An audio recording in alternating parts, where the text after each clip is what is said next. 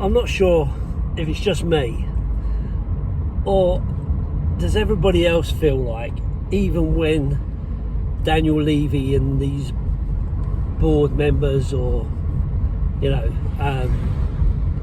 guys that are sorting out all the transfers, even in this situation, they're mugging us right off and making us look ridiculous. If you take this Mohamed Kudus scenario, right,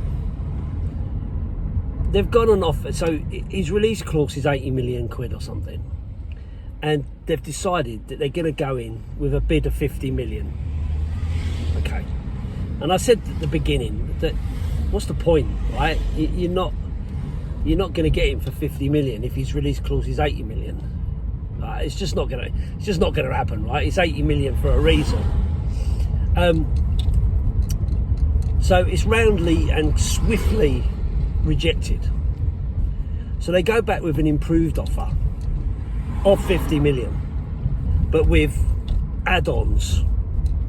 Now that's kind of normal behaviour, I guess, like a lot of the time for clubs to kind of go, yeah, we'll pay that amount, but it means he's got to make X amount of appearances, he's got to score X amount of goals, or the club progress to this level, or they don't get relegated, all those kind of things, which all kind of sound fairly reasonable, right? But no, Daniel Levy and his recruitment team go in with a £50 million bid plus add-ons of whatever, 60 million or 10, like another 15 million or whatever. And these are based on the fact that if Tottenham win the Premier League and if Tottenham win the Champions League, then you'll get this extra money. And it's like even I'm laughing at the idea of that. So you can just imagine the faces of the West Ham negotiating team when they opened up that offer. They must have been absolutely pissing themselves.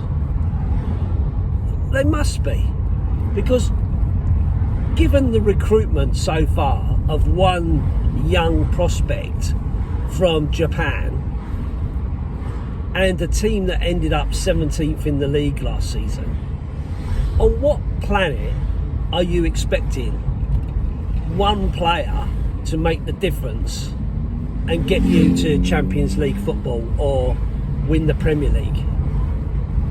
At what kind of level is that ever going to happen? So if you're West Ham, you're going to look at that, you're going to go, well, they're never going to win the Champions League and they're never going to win the Premier League, so we're basically giving him Mohamed Kudus for 50 million then, aren't we? Surely. So, who's going to fall for that, really? I just feel like we're being totally mugged off and made to look ridiculous.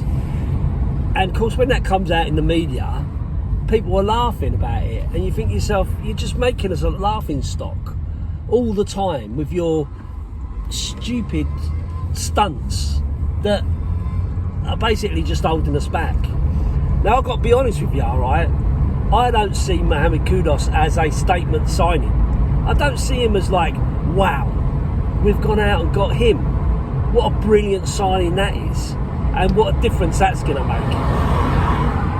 I do rate him. I do think he's a decent player. I do think he's better than what we've got in terms of right-sided wingers, or players that can play in an attacking midfield role or whatever. I do think to myself, yeah, he's a good addition to the squad, a good player to bring in. But that doesn't mean that he's automatically worth 80 million quid or whatever.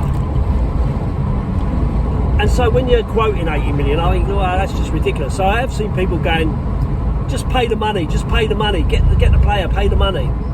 But I mean, how does that ever work out for us? We did that with Lo Celso, we did that with Ndombele, and it just doesn't always work, right? So it's good. It's all good to say let's do that, but that doesn't necessarily mean it's going to work it's not a statement signing in my opinion. It's a good signing, not a statement signing. And I'm not sure that he's worth more than sort of 50 million quid, if I'm honest. I mean, the reality is, I don't think any player's worth 50 million quid, but this is the world we live in. So I genuinely understand why the club are looking at the valuation and going, you know, we ain't going to pay 80 million for him, and you know, and that sort of stuff. But it's just the way they do it. It's just comical, and it just makes us look stupid. I mean, in a world where, you know, we're talking about Christian Romero being £60 million, and you've got Mohamed Kudus being 80 million. I mean, it is just ridiculous how these clubs come up with these valuations. So I don't know, but I do think we probably will get him.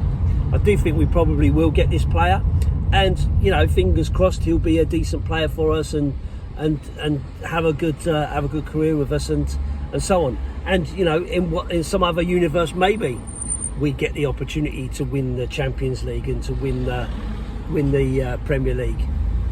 But him on his own, it's not gonna do it. It's not gonna do it, I'm afraid. The other positive, I guess, about this deal is how much it's pissing on the chips of all the West Ham fans.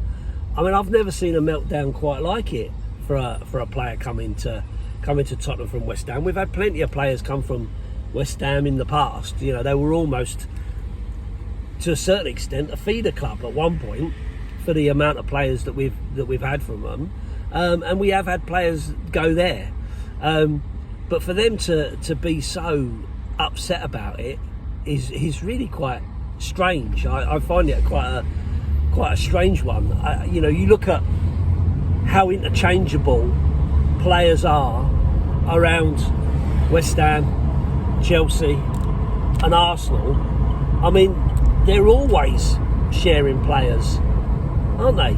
You know, I mean, Arsenal buy so many Chelsea players. It's kind of crazy, really.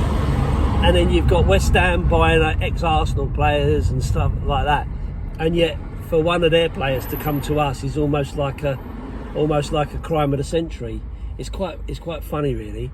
When you know, I think about it and I think, well, who's Chelsea's biggest rival?